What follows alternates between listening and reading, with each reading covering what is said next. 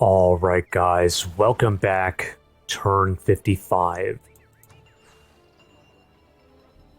Oh wow, okay, so our opponent came up, attacked us here last turn on his turn. Immense battle, this is here at the fortress. So we lost. It's interesting how the front, he did attack. He would have attacked onto this sex. So we're in a diamond here. It's the front side of where we're standing. Attacked into us. I'm surprised that we've kind of like survived, and then the sides and the back got decimated here. Let's go ahead and watch this.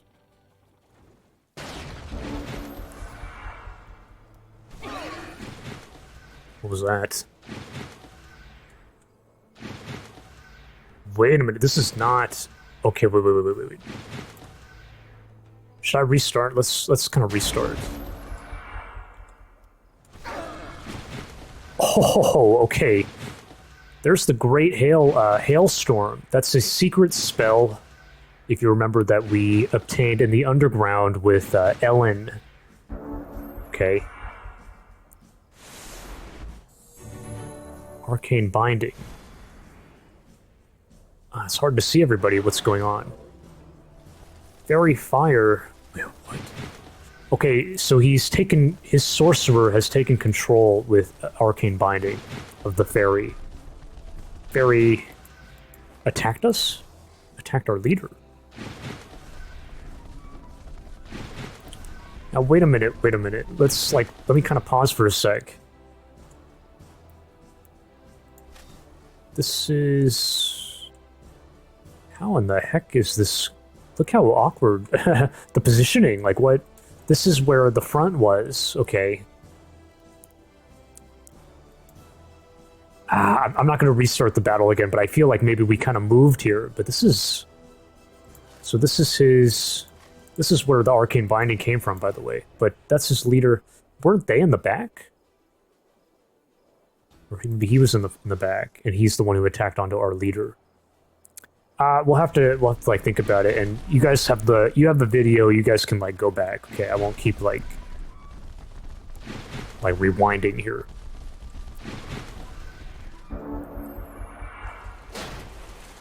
There's a rust strike coming in from the druid. So we're attacking. Basically, he took control of the fairy. It has immense fire resistance here. We're all attacking it, our own fairy, basically. Okay, here we go. Here's the big shock damage on the machines, the secret weapon. I'm having to jump all over the place here.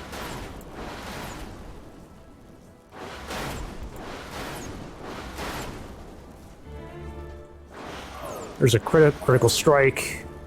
Critical strike again.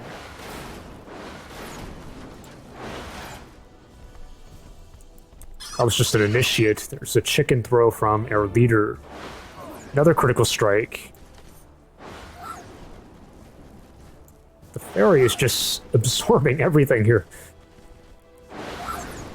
Turned our own fairy against us. Here comes a unicorn now, phasing in onto the fairy.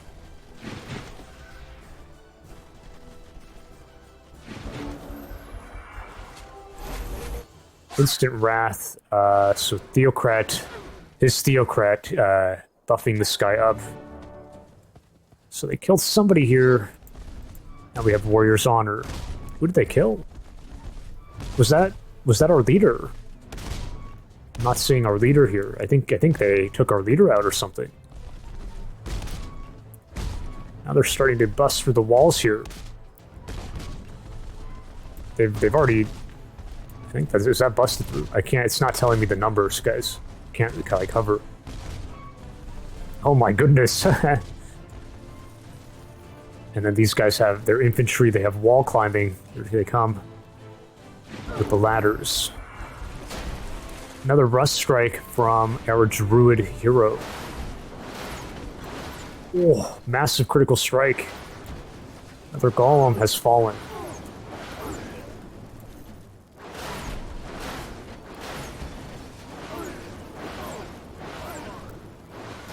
kind of having to, like, go back and forth, back and forth. Doing some good work over on this side. Another golem has fallen. Okay, Dave the Brave dodges the taunt from Vlap. Another golem falls. Now the initiates are coming in with a single attack.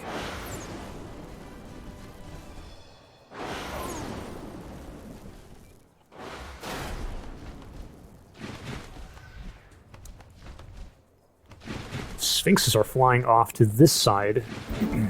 Okay. Another instant wrath. Oh, so we got a Storm Sister engaging in melee. Dave the Brave takes her out. Golem has... I gotta slow it down. I think maybe we crit. I think we crit with the retaliation. Now they're busting in on this side. Golem engages the Sphinx. Here they are busting on this area. Now the golems have come in. Smacks our Storm Sister real hard. Real hard. Sundisk hitting quite nicely actually onto the golems. They do have a bit of a low magic resistance. It looks like... Oh, wait. So the Arcane Binding only works for like 2 turns. This is where it came from. Yamani had casted that. So it's our... We've retaken control of the fairy.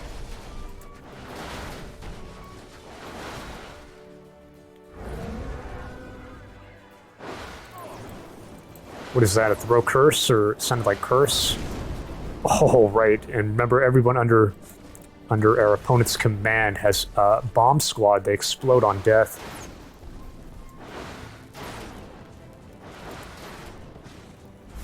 This golem's been stunned. There goes another one. Critical strike from the little initiates, both of them. Hitting quite hard here. Another one. Triple crit strike. Boom, there's the explosion.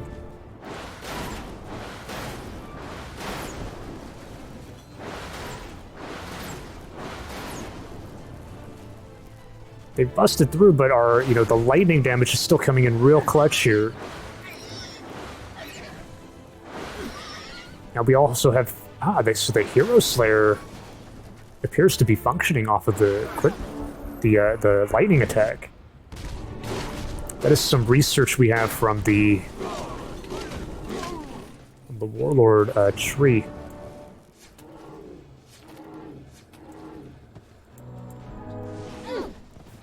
There's a firebomb from his leader onto all of our initiates and whatnot. Look at that, taking a golem out, Sphinx falls to the golem. They do have lifesteal because he has Shadowborn specialization, so it is kind of incredible. There's another golem. Bomb squad from I don't know which hero that was of his. More Hero Slayer. Maybe I should slow down here. Hero Slayer, critical. We're critting all over the place here. We do have Scales of Fortune after all from Greyguard. Stun the golem.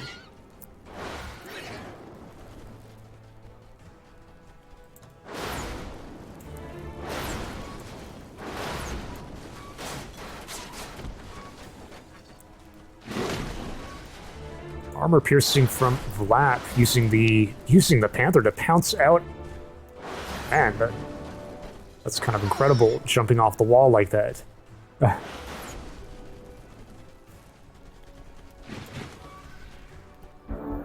This thing's being debuffed. That's a Rust Strike. I was like, what is this? Brown stuff.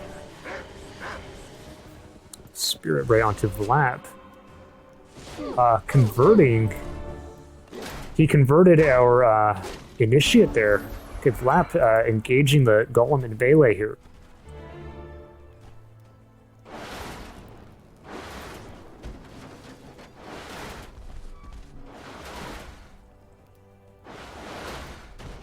Another golem has fallen on this side. We've kind of cleaned up this side for the most part. Here we go.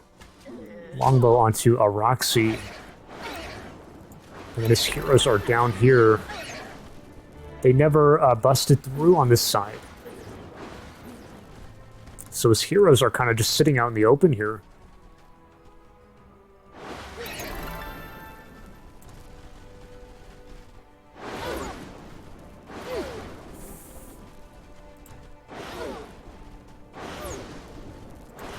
Guy is super tanky. That is that symbol you see is the magic resistance buff from the Theocrat. Kills our initiate. There's Vlap coming back this way. There we go, he finally falls. Maybe he took somebody with him there with that explosive death. Killing our own initiate that was converted. Now we're just kind of running out at the last two heroes in his leader, Holly and his leader.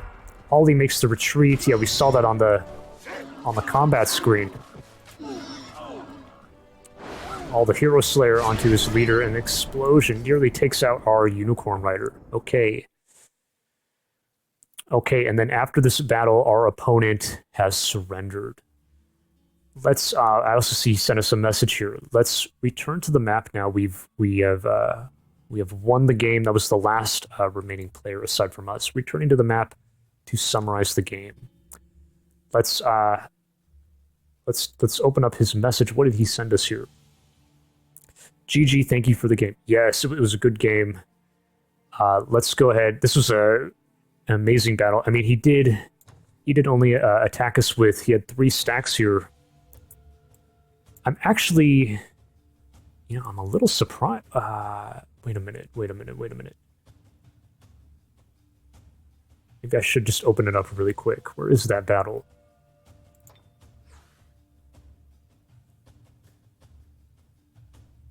Did I do the math wrong here, guys? Now, where is he attacking us from? It's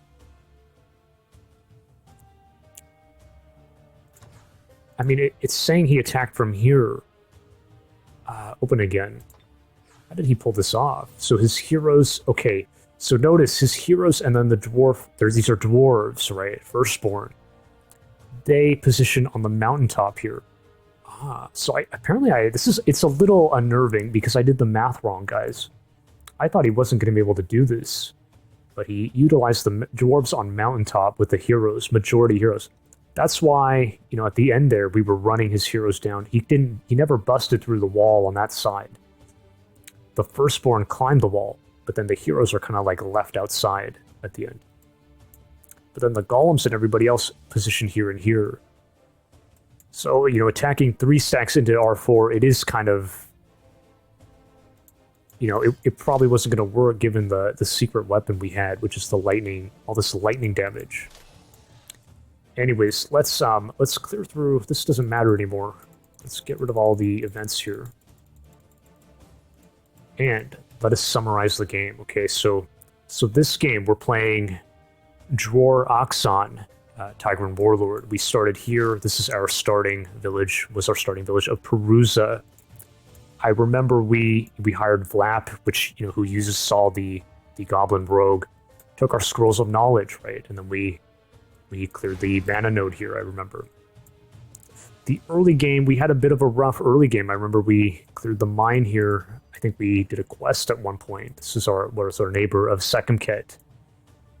Long time ago, right? And we were ping-ponging around in here. I remember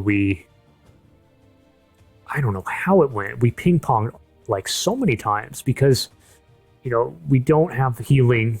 It was taking a long time to get through everything, and having to heal up, did a lot of waiting this game in the early game, kind of like playing patiently.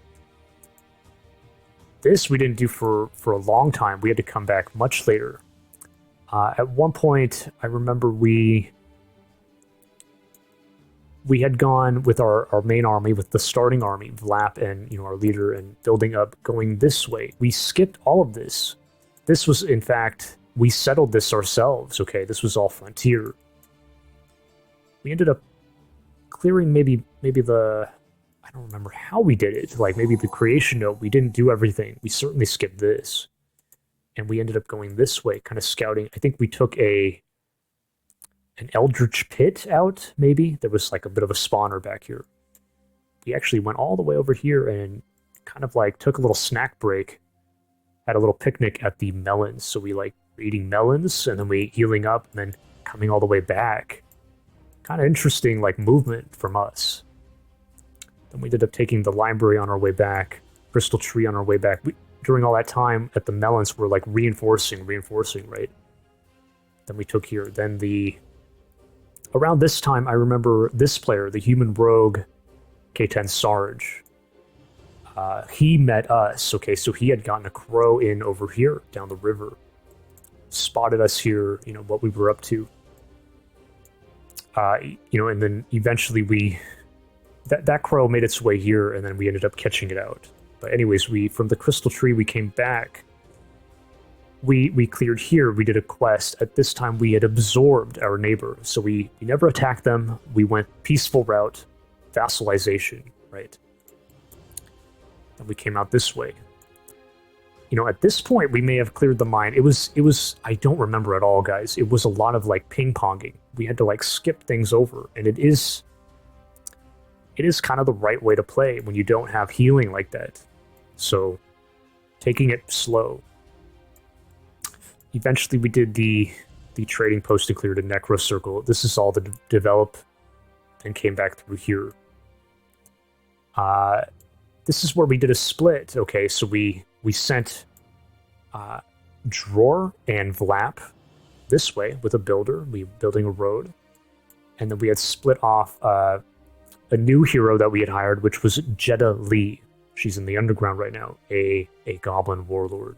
Jeddah Lee splits off with her own group to clear the bandit camp here. That was kind of like very much a nuisance for us, buried back in here. These are roads we built, so it was very much like hard to get back in here. Jeddah Lee, took her army up here. Initially, we wanted to just head straight down underground because there were some scrolls of knowledge, there were some goodies right here. But this game we did a Monster Hunter mid-game strategy, and this was the city to do it, Sakemket, with the mercenary camp upgrade. We had skipped this over because it was guarded by Frostlings, and I realized, okay, we need this. We need the production here. It's going to make a big difference. So we can be spamming Monster Hunters. Jeddah Lee makes a detour, and then we had hired Ellen, the Disruptor, so that's the human dreadnought. Also in the underground, actually, last turn we launched an attack on our opponent in the underground, but both of those heroes and their armies took here. Played very kind of patiently, clearing here and here. Eventually, Jeddah Lee takes her army from here down under, and then Ellen backtracked. And we kind of, with very minimal, we sent everybody down. And then we're like producing new military for Ellen's, creating a new army for Ellen. Going this way. During all that time, Droar and Vlap swung around here, developing here. We had actually, with some scouts, had set off on the peaceful route with Hasidi here. So we had already absorbed, we already vassalized them. Coming through here, we never really got a quest, but we were developing with Vlap and Droar. Developing here. This was all Frontier. This never existed. We built this.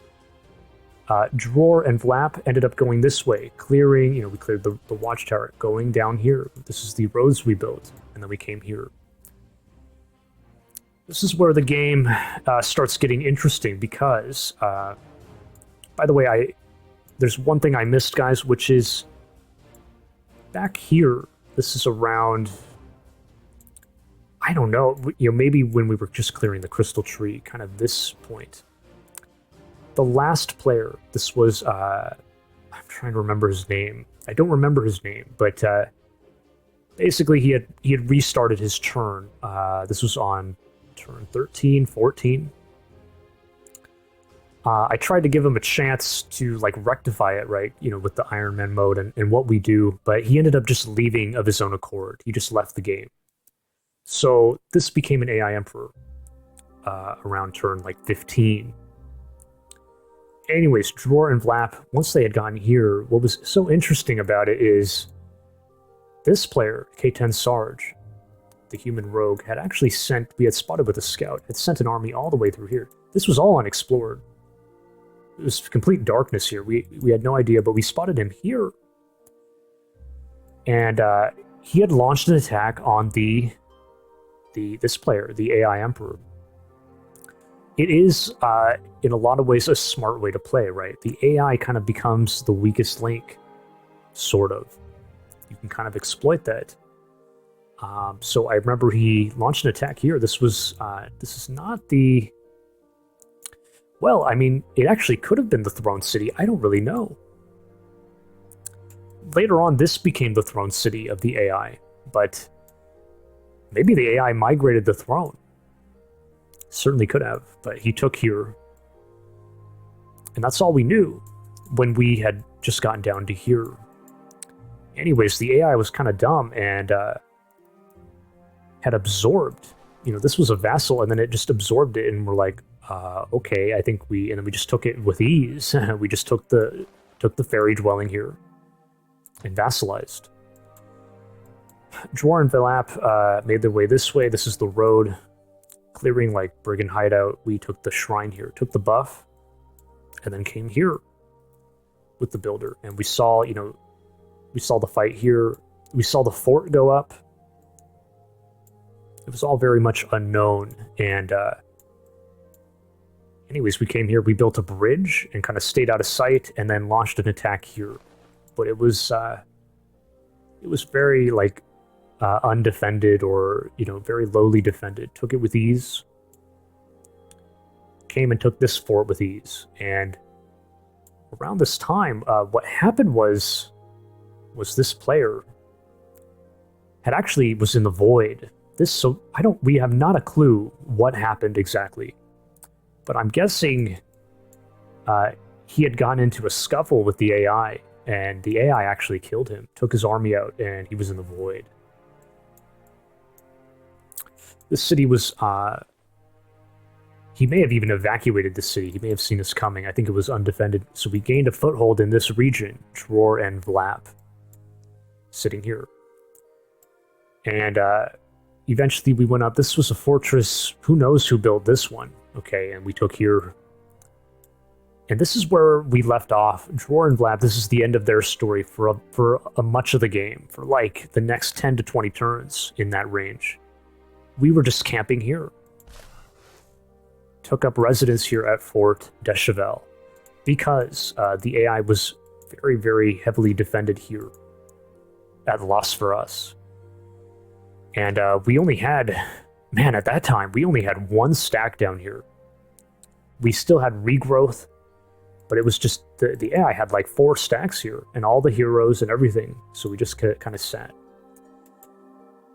During this time, let me get a little drink here. Ellen, right? So Ellen had we assembled a new army for her, came here, took the city, then it was an outpost of Fust orcs, we migrated them. And then, we ended up going this way. There's a lot more to say, which is, there was a lot going on at the same time. Like, once we took Fust, Jetta Lee was down here taking the scrolls, clearing through here, and Jetta Lee ended up taking her army all the way down this way. Clearing what we could, but obviously we skipped some stuff. Going all the way down the line here, straight down with Jetta Lee. Swinging around here. So that's Jetta Lee and then Ellen taking here, right? But one interesting kind of, maybe like the most interesting time of the game was like when K10 Sarge was marching, all very interesting, marching on the AI, and then we had been, spamming monster hunters sending them down the river here. This city, the city of Quenril, and also this city, Vignatur, they were both belonging to the human rogue, but they were overrun by undead, by necromancer spawns. This was maybe a very kind of I think it was kind of a high point of the game. We had our monster hunters come down the river, and the city here, you know, obviously was held by lost souls. We had like a couple monster hunters, and then we spotted a couple priests of this player coming down to like liberate the city. We ended up learning a lot here. We took a gamble with the monster hunters. Instead of fighting the priests, they had like very, very high morale. They were going to be critting on us. They were going to be healing each other, right? It was a big risk. We decided to take our chances at the city, try to gain a foothold at the city, engaging the lost souls in hopes of taking over, and then we have the high ground, right? We have the high ground on the wall. The priests are going to have a hard time shooting us compared, you know, we can just shoot down at them. Battle went kind of poorly. What happened exactly? We won the battle, but we took a ton of damage. It was kind of unexpected, but we learned from it that the innate spirit resistance of the Tigrans is not really enough. It wasn't really making much difference in how much damage the souls were doing. So we ended up scratching that idea. So in essence, we actually cleared the city for our opponent, the way it worked out. Then we moved here. He took the city. We got lucky in that he maybe could have tried to summon a crow. So like trying to embarking with the priests, which, as you know, you can't embark and attack at the same time, but then summoning crow. So taking city, embarking, then summoning crow, using crow to make the attack. Did not happen, so our hunters kept going. We couldn't take here. We went all the way down here, and we ended up losing those hunters. We had a kind of a dark moment in the game for us. Hunters were here, made the same mistake. He embarked. He did it right this time. Summoned a crow and took our hunters out with the crow attacking. Lost our monster hunters. At the same time, this may be when we spotted him here, by the way, at the bridge. Took our scout out here. He also had a crow back in here. Okay, so we had just sent our settler down here, and it was in construction, had a crow way down here. Denied our city, okay, which is excellent. It was excellent play by K10 Sarge. He's playing, it is correct by the rogue it is the right way to play. Sneaky crow coming in, denying our city. That's a huge, tremendous loss of gold, and then he went up here and took this city, his CD, and was trying to raise it. Fortunately, we, because of the monster hunters, the high mobility of the monster hunters, and also the explorer specialization, we had a bunch of irregular upgrades. We were very fast, and we were able to get them over here and liberate. So we took it back before he was able to raise, and then actually took his crow out. But it was a very kind of dark, it was good by him, and it was a dark moment, but we came back. Yeah, and that's where all of that phase of the game ended. At that point, Ellen was here developing, and then Ellen made her way this way, going through here.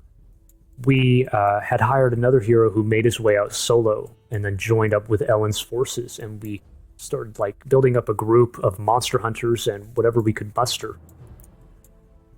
Hitting the berries, clearing here, taking the shrine, and then we embarked, okay.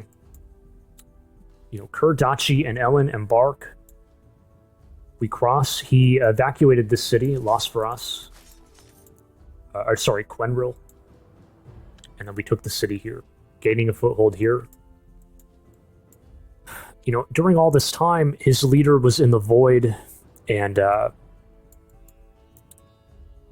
he had just respawned and then went this way on a mission to liberate here. What's also interesting is this player, K10 Sarge, had completed the Empire quest for Paragon. I was thinking maybe he got a Shadow Stalker out, which was kind of like crazy, but not impossible. But really, I think what must have, although I can't confirm, guys, but I think what it was he had this merfolk dwelling, Yapstrom, and he had produced a Lord of the Deep, and that was probably the Paragon unit this game. Anyways, when he moved off here, it was kind of a mistake of him. He left the city, his throne city here, Sightveil, undefended. Because we had all those monster hunters, we poked up here. Ended up sending, it was undefended, sent all the monster hunters, okay, and took a foothold here at Sightveil, which is very strong, right? Like all that range power on the wall here. He ended up coming back. He ended up trying to take it back, attacking with his leader, and he had some okay. He had cavalry. He had, what else did he have? He had a I forgot what it's called. The succubus. But it was just not enough, because again, you have to factor in the wall, the range power on the wall. It's just, if you can't penetrate, you're not going to be able to take the city. So he lost this battle here and then ended up surrendering. So that's where this player was eliminated. Let me get another drink here. It is kind of a lot that went down in this game. From here, Ellen and Kurdachi, we actually developed this area and then went this way with an army. We cleared the dungeon. We cleared here. We even cleared here. But it was kind of, we were losing a lot of monster hunters. So did it really pan out? I don't know. We went down underground. This is where we got that secret spell, the Hailstorm, from the Sanctum here. So we did the Sanctum. We actually took some heavy losses here, I think. I don't remember exactly, but it was kind of rough, and we kind of underestimated it. And then anyways, we sent a smaller force of monster hunters here, and then took this city back from the necromancers, right? Back from the undead, gaining a foothold here. During all of this time, we were still down here with our leader Droar and Vlad, but we were building up, right? So we had brought these cities into the fold, bringing the elves into the fold, and we were producing Storm Sisters. Sorry, that's wrong. We were producing Unicorn Riders, right? Because we wanted to siege. We needed the siege. We needed a strike force to make the siege here. The AI ended up moving off. The AI, I don't know what happened. I don't know what the AI is doing, guys. Sent the leader off. Some of the heroes went off, and they were out here. We had scouts over in this area. We had kind of spotted a couple heroes of the AI on the road here. And so kind of like weakened himself, the AI, here at Las for us. And eventually what happened was we had built up two stacks. So we had built up like basically a full stack of unicorns. And I got real tired of waiting. And I said, you know what, guys, I think we can do it. We kind of pushed the limit, pushed the envelope here, went up. We made the attack into, it was like our 2 stacks versus, I guess it was their 2 stacks. It might have been a little more than that, but roughly 2v2. They have the stone wall. They had prismatic spire. It was a very, very close battle. We lost everything. I mean, we lost all of the unicorns, got wiped out. They, during this time, they had shooting stars. No, everybody had shooting stars, right? It's a cosmic happening. We had casted Dread Siege to lower their morale. So we're trying to like cancel out their shooting stars, right? Their luckiness. Meanwhile, we have it. And we also still had regrowth on the 1 stack, the heroes, and what we had originally come up with. Despite all of those tools, we almost lost this. they killed everybody except at the end, the hero was the Toadstool Fairy. This guy. This guy managed to kind of clutch it and win the, he was the last man standing. And yeah, so this is kind of more of a high point. I mean, there's a lot of interesting moments, but we really pushed the limit here of what's possible, I think. And it was good. After this battle, the AI surrendered to us, and that's this, surrendering. We gained the AI leader as one of our heroes. But not the city, nothing else. Maybe this factored into it. I know that, during this time, Madgi had come up on the surface. He had a foothold here at this city, Kurzu. And I think he killed the heroes here on the road. So maybe like that combined with here led to the AI surrendering. So that's what happened here. During all of this time, Jedali, I won't get too deep into it, but Jedali was, coming through here, developing, going up through here, kind of did a loop-de-loop. Jedali is looping around with an army, eventually, very long-term, making her way out here, and that's where we've left her. We had a new army, which is all here, kind of trying to develop here, but it was very, very slow going, right? We don't have healing. We had no heroes. There are no more heroes, right? We hit the hero cap. So, very slow. Not too happy about what we did here. Maybe we need to think about some way to acquire healing. Maybe a hospital. It's something I have not done at all, But you can, if you guys are unaware, build a hospital in this game. You go storehouse, public baths, and then hospital, and you get regeneration at the city. So, something to think about. And anyways, from there, we had Ellen and Kurdachi were down here making their way this way. After the Sanctum, we developed here, kind of ping-ponging around, and then going this way, developing, clearing, doing a quest for Redfus, and then busting through here. During that time, we had migrated the human cities out here to elves, so we incorporated the elves heavily into our empire. The reason why, the game was going to come down to us versus Madgi, so the Dreadnought. We need that lightning damage. Lightning damage against the machines. It's kind of a secret weapon. So heavily incorporating elves here. Producing Unicorn Riders and Storm Sisters here, building up a large force, and then sending them down. We were sending them down this way. Kind of developing on surface and then going down. We did hire a hero here who eventually took charge of that, which was Seren. She was kind of our last hero that we hired, an Archdruid. So, and then, we had Lords of the Deep in production, so bringing all of these units from here, the fallen empire of the rogue down the cave. We also had units coming here, building up forces here, constantly having to liberate Fuss. This was taken numerous times over the course by Necromancer spawns. Kind of messy, for sure, going down here. And that's where you see them here. We bypassed here. We did plan to take it, but bypassed. Here they are here. And then these forces have united here. We took the city last turn, Vassar. Is that it? We can actually look at all the cities he had. We can take a look here now. So we knew he had this city for some time. Netite, town of Netite. He actually has a wall here. We didn't have vision. I don't know if the wall was always there. I thought maybe he didn't, but maybe he just got that in.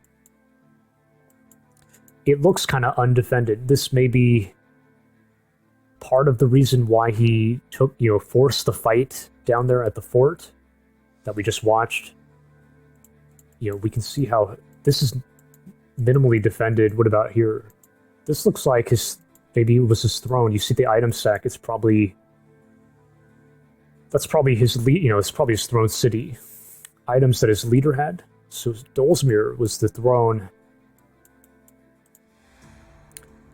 Looks minimally defended, right? You got a prospector there. What about here? Trebuchet, but that doesn't... It could be undefended when you see that.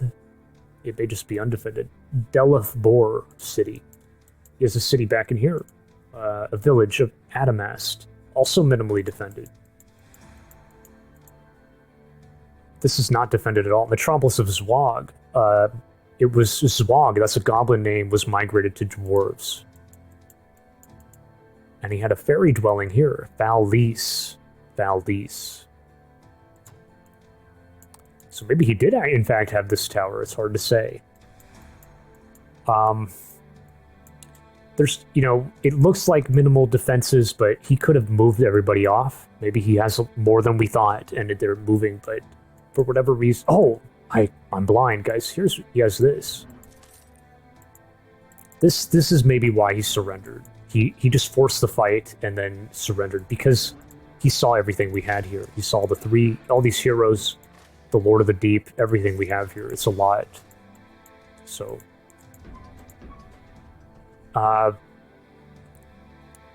It is just something to comment on. He went heavy on the golems this game, but I never saw a single musket from him, musketeer or engineer, or cannons for that matter. So no range power. Good for like sieging, but not for defending. But maybe he didn't see this coming, you know. Is there anything else to say? We're at 41 minutes. There's a lot that went down in this game. It was a pretty good game. Also, you probably raised this at some point. I don't know what the story is here. Anyways, guys, yeah, I think I'll leave the summary there. It was a pretty good game, aside from this player surrendering. Obviously, it kind of makes the game a bit, in my opinion, it's not as exciting not having another player out here, throwing their weight around. But anyways, let's hop into the scoreboard now. I hope this will show us the scoreboard. Yeah, indeed it did. Excellent. Okay, so we tremendous, almost 25,000. No, well, 24,500 overall score. This is the end game. Madgi clearly came in second place. Here's the AI. Kate Sarge was higher. We can go back, pulling the arrow. Let's just go through everything here, guys. So, video as long as it is, might as well. So, we're all pretty on par here, as expected. We're kind of pulling ahead, but this player is quite high. Look at that. Turn 4, turn 5, very even. Dreadnought, well, it's, I don't know what happened there. Maybe he took some losses in the fights. We're all kind of even. We started pulling ahead here, maybe because I don't know why, maybe because we were producing units. At this point, this player, I forgot his name, but the former player, but AI around turn, well, he's doing fine. At this point, K10 Sarge is ahead here, right? Then here, this player pulled way ahead of everybody. We're going to have to go through, it's factoring in many things here. It could also be like animal summoning, right? The Archdruid compared to, we're all production classes mostly, and so very much ahead. But by this time, it had already been. This is like an AI as of this turn here. So I don't know, guys, if even that could be factoring in. Like, how does that even work? I know the AI gets bonuses. Maybe that's why. So the AI bonuses are like boosting it up. We don't know. He's higher than everybody. It could be. Then K10 Sarge has pulled up. We're way behind here. Look at us. We're kind of trailing low. We had a very, like I said, very kind of slow game through the early game. So everyone's kind of pulling ahead, but now we kind of caught up.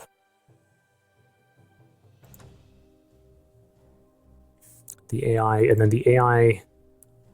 Look at this. The AI is high, and then AI goes way down. So what happened? Pluto...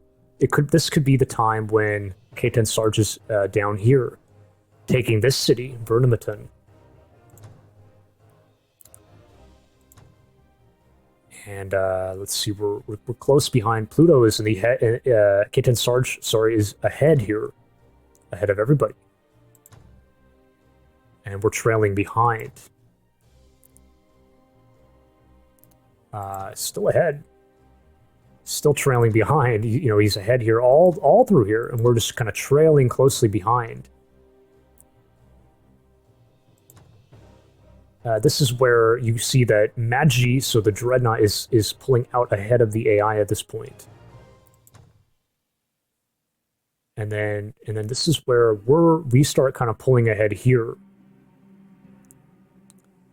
And then you probably in part because he was in the void, so he lost a fight down here. The one we have not a clue about. We're in the dark about it.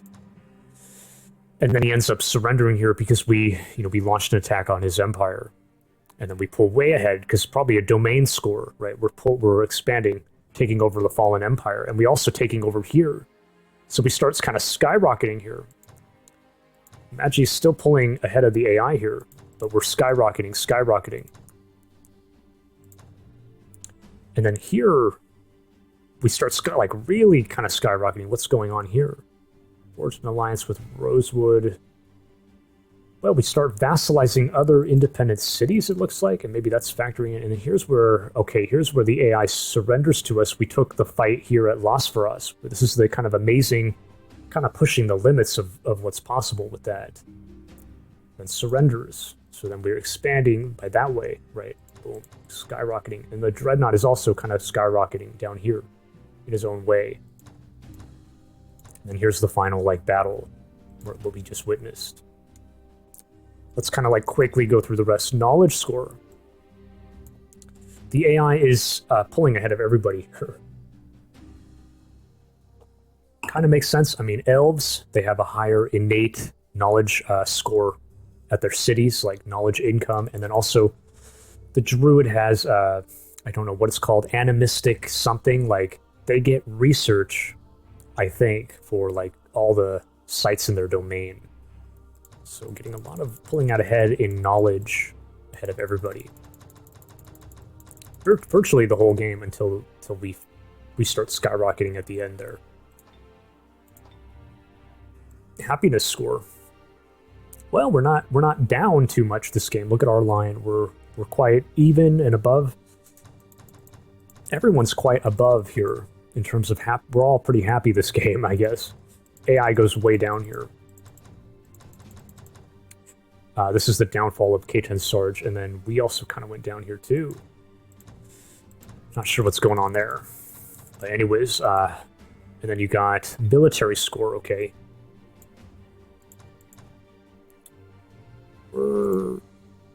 Madgi is the lowest here, but it's a bit expected, playing a Dreadnought.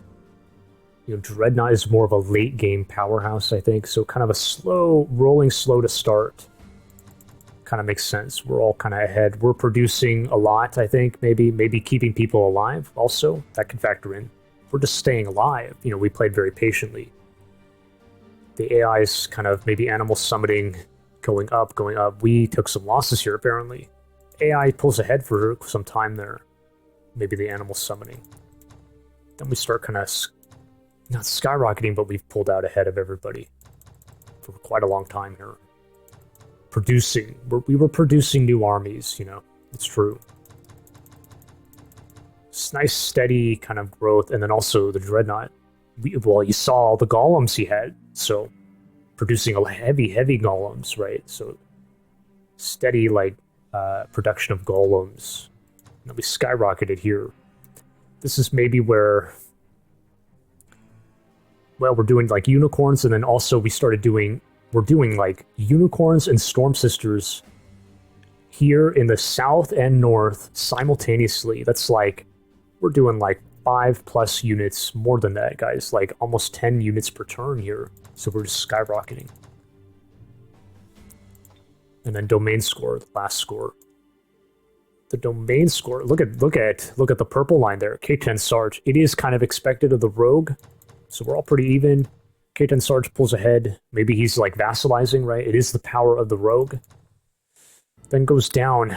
Probably, this is definitely here is where that player left the game, and then also we saw those two cities, Quenbril and Vignatur, get taken by undead. So he lost some cities here. Makes sense. That's the domain that he starts taking city. He's going way up here, and the AI is kind of going down. This is maybe where he attacked Verdmaton, right, with his hero, with his leader, his main army. Probably also vassalizing. Probably took here. Also, he built this fort. We know he built the fort here, so that his domain is going way, way up. And ours kind of went up too, but he's just pulling way ahead of everybody. Madgi's on a slow expansion. And then, you know, we know what happens where we launched an attack on his empire. There's the downfall, and then there's the crisscross. And then we start skyrocketing because we came slowly through the back door here. Gained a foothold here. And then the skyrocketing. Okay, guys, I think that's everything. 51 minutes. Yeah, there's a lot to talk about in this game. I hope you guys enjoyed it. There were a lot of interesting things that went down, and a lot of high points, a lot of learning, especially here with the monster hunters. We saw K10 Sarge pull off some great moves here with the rogue. He, you know, doing the right. It is the right way to play. So he really kind of like, dealt some blows to us for sure at one point, and you know, we learned here with the monster hunters as well. Got to try the monster hunter strategy. I liked it. I thought it was. I like the mobility. I like how tanky they are. It was pretty great, and then also, you know, of course, this high point of pushing the limits of here. We really pushed the limits at this fight. I don't even know if it was the right choice. You have to like analyze it and kind of like really think about it. But anyways, guys, I think that just about covers it. Thanks for watching. Hope you enjoyed it, and I will catch you all in the next game.